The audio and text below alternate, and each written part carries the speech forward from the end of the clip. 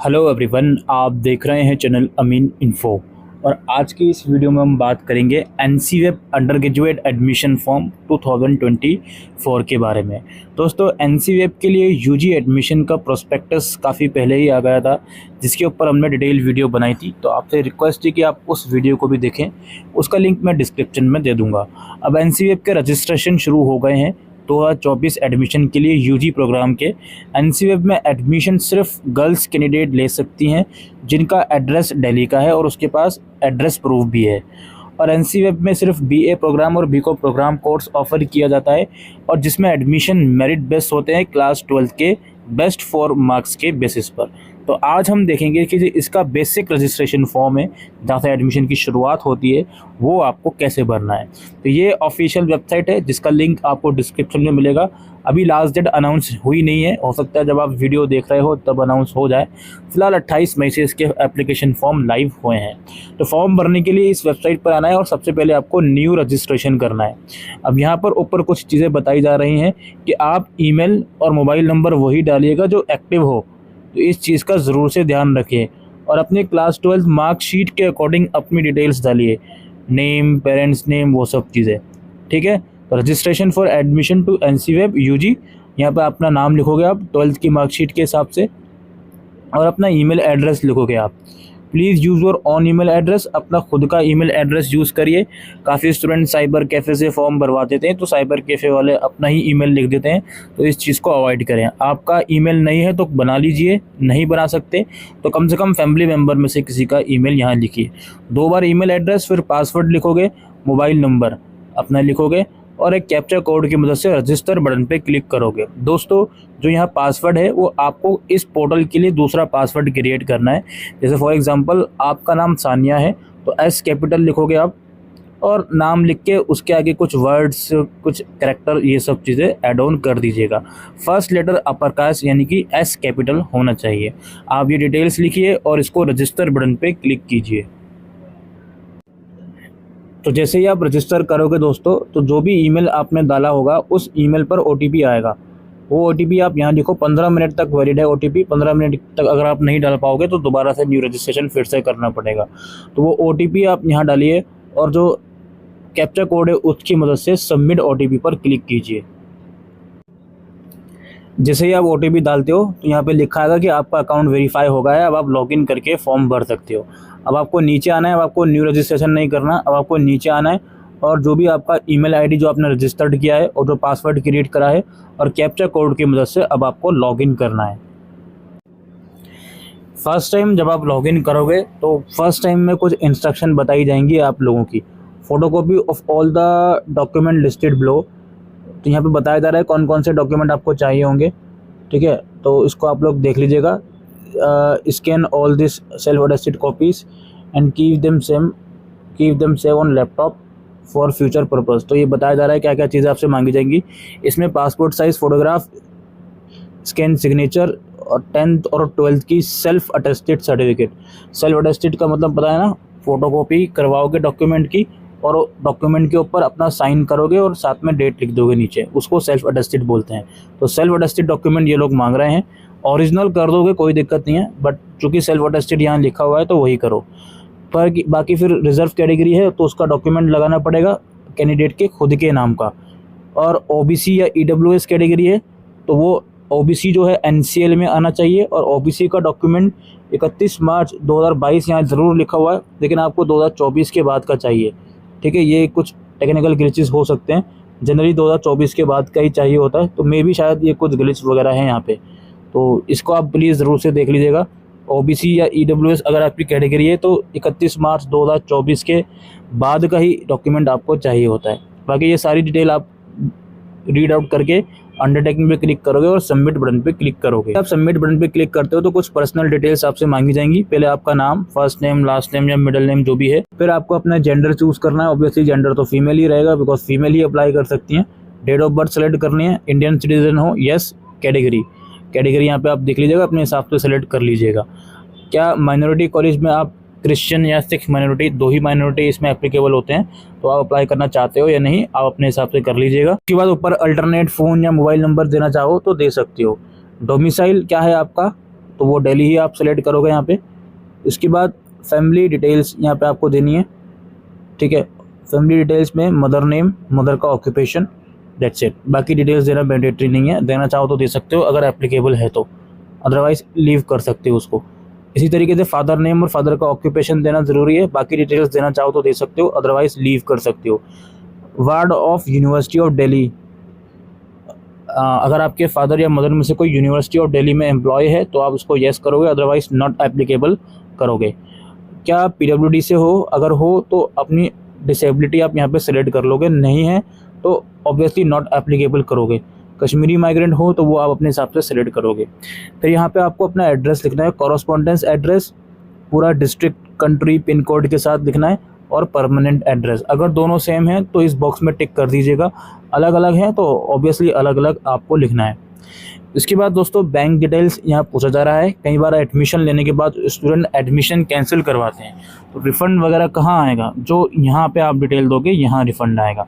और याद रखिए इसकी जो रजिस्ट्रेशन फ़ीस होगी वो फ़ीस आप किसी भी अकाउंट से पे कर सकते हो, वो ज़रूरी नहीं है कि जो इसमें डिटेल्स डाल रहे हो इसी अकाउंट से पेमेंट करना है, ठीक है। और इसमें क्या है जी, if you do not have your own bank account please provide detail of your parent.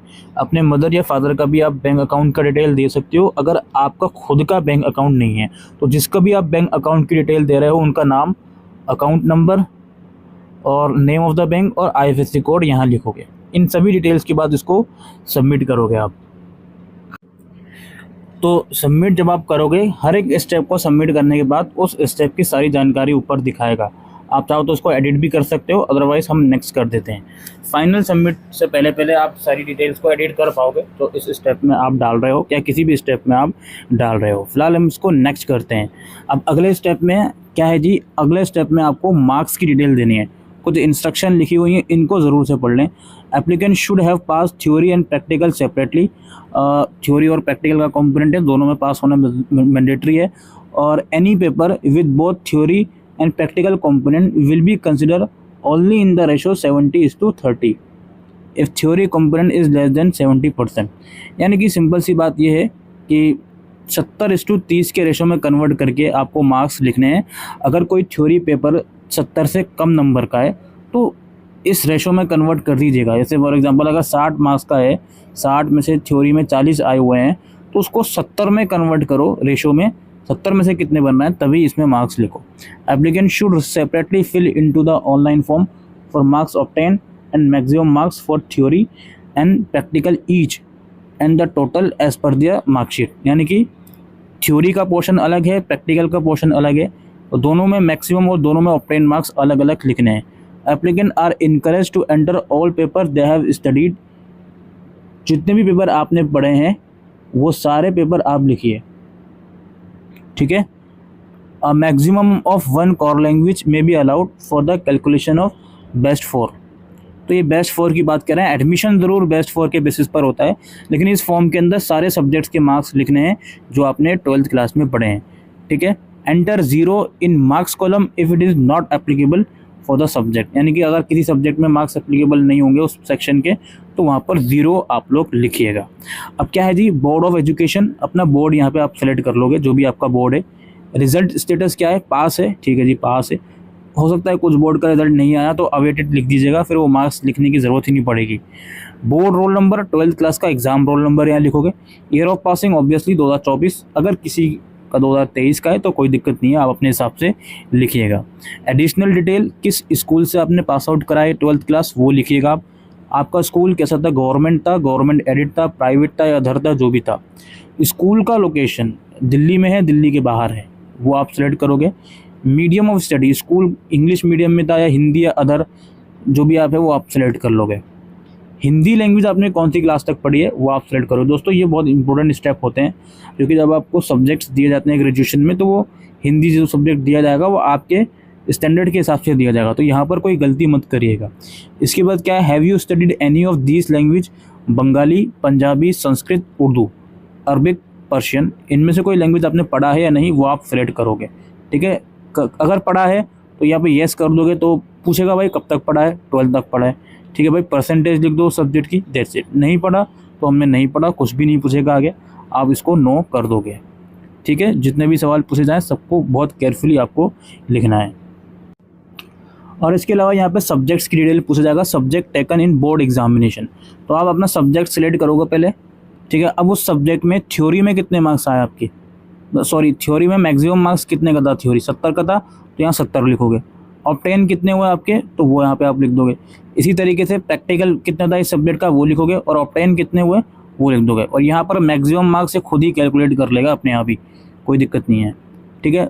अच्छा, इसके बाद फिर दूसरा सब्जेक्ट आप सेलेक्ट करो, जो है उसके थ्योरी के अलग प्रैक्टिकल के अलग, वो आप अपने हिसाब से यहाँ पर लिख लीजिएगा, ठीक है। इसी तरीके से जितने भी सब्जेक्ट आपको सेलेक्ट करना है वो यहाँ पे आप सेलेक्ट करके इस वाले स्टेप को कंप्लीट करके और फिर नीचे सबमिट का जो ऑप्शन होगा वहाँ जाके सबमिट करोगे, ठीक है। सबमिट करने के बाद अगेन इस वाले स्टेप को आप रीवेरीफाई कर लेना, देन नेक्स्ट करना। उसके बाद डॉक्यूमेंट आ गया जी यहाँ पे upload section for personal details. यहाँ पे आपको फ़ोटोग्राफ अपलोड करना है 30 KB से 100 KB तक का। फिर स्कैन सिग्नेचर अपलोड करनी है आपको, और सेल्फ अटेस्टेड क्लास 10th का सर्टिफिकेट या मार्कशीट जो भी आप बोलो, और सेल्फ अटेस्टेड क्लास 12th का, नहीं 10th का मुझे मांगा, 12th का नहीं मांगा। मेरे से यहाँ 12th का सर्टिफिकेट इन लोगों ने इसलिए नहीं मांगा क्योंकि वो पिछले वाले सेक्शन में मैं रिजल्ट अवेटेड डालकर आया हूँ, इसलिए नहीं मांगा बस, ठीक है। तो वो अदरवाइज़ आपसे मांगेगा वो, क्योंकि मैक्सिमम बोर्ड का रिजल्ट आ चुका है। तो उसके बाद यहाँ पे एक सेल्फ अटेस्टेड डॉक्यूमेंट डालना है, रेजिडेंशियल प्रूफ, जिसमें कैंडिडेट के खुद के नाम का डॉक्यूमेंट हो, दिल्ली के एड्रेस का। आधार कार्ड आप डाल सकते हो, कोई दिक्कत नहीं है, वोटर ID डाल सकते हो, कोई दिक्कत नहीं है। वो डॉक्यूमेंट आप यहाँ पर डालना है स्कैन करके, ठीक है। JPG PNG फाइल यहाँ पर एक्सेप्ट होगी तो उसको आप डाल दीजिएगा और यहाँ पे फिर नेक्स्ट बटन पे क्लिक कीजिएगा। नेक्स्ट जब आप कर दोगे दोस्तों तो यहाँ पर दिखाएगा क्या क्या डिटेल्स आपने एंटर करी हैं। हर एक डिटेल के आगे मॉडिफाई का ऑप्शन होगा, आप इस डिटेल को मॉडिफाई भी कर सकते हो। और फिर सबसे नीचे आप स्क्रॉल करोगे, आई एग्री पे क्लिक करोगे और इसको सबमिट कर दोगे। सबमिट जैसे ही आप करोगे तो यहाँ पर आपको फिर जो रजिस्ट्रेशन फ़ीस है जो कि 250 रुपये की है वो आपको पे करनी होगी। और उसको पे करने से पहले यहाँ पे सभी ऑप्शन पर आपको टिक करना होगा। जितनी भी डिटेल्स मैंने आपको दी हैं वो बिल्कुल करेक्ट हैं, और इन सबको एंटर करने के बाद मैं यहाँ पे पेमेंट गेटवे पे जाकर पेमेंट कर दूंगा। फॉर्म जब ही जस्ट शुरू हुए हैं तो हो सकता है इनिशियल कुछ डेज़ में पेमेंट में कुछ प्रॉब्लम आए, तो थोड़ा दिन रुक कर आप लोग भर सकते हो, कोई ऐसा प्रॉब्लम वाली बात नहीं है, ठीक है। तो यही दोस्तों इन्फॉर्मेशन थी। अब आप बोलोगे सर इसमें तो मैंने कोर्स सेलेक्ट नहीं करा, बच्चों के मन में डाउट आएगा, कोई बात नहीं, कोर्स इस टाइम सेलेक्ट नहीं करना। जब कट ऑफ आती है उसके बाद यही वाला पोर्टल आप लोगों का कोर्स सिलेक्शन के लिए खुल जाएगा। यहाँ आके आपको फिर कोर्स सेलेक्ट करना होगा, फिर आपके कट ऑफ के हिसाब से डॉक्यूमेंट वेरीफाई करे जाएंगे, देन इसी पोर्टल में आपको पेमेंट करना होगा। इस रजिस्ट्रेशन फॉर्म में स्पेसिफिकली कोर्स सेलेक्ट नहीं करना, ठीक है। तो आई होप ये वीडियो आपको यूज़फुल लगी हो, तो वीडियो को शेयर कीजिएगा। Thank you.